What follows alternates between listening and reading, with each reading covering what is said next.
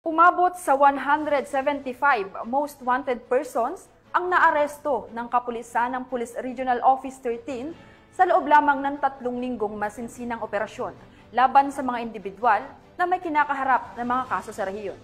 Tinutukan niya ni Patrolwoman Kay Francisco.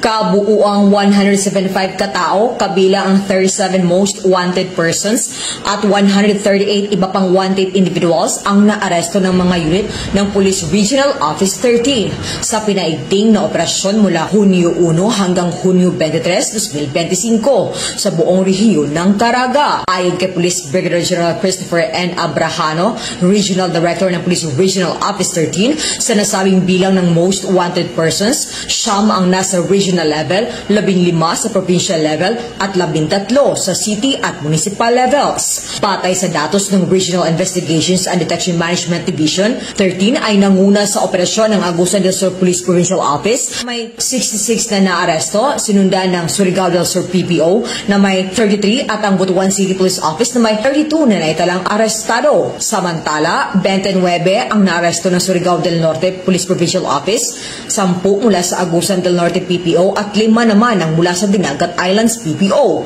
Mananatiling matatag ang PNP Caraga sa pagtupad ng mga warrant of arrest na ini-issue ng iba't ibang korte sa rehiyon. Kasabay nito ay patuloy nating ipinapatupad ang mga special laws upang supilin ang ilegal na gawain at tiyakin ang kapayapaan at kaayusan sa Caraga. Makakaasa ang publiko na magpapatuloy ang maigting na kampanya ng Police Regional Office 13 laban sa kriminalidad bilang bahagi ng tapat na paglilingkod ng kapulisan tungo sa isang ligtas at maayos na pamayanan.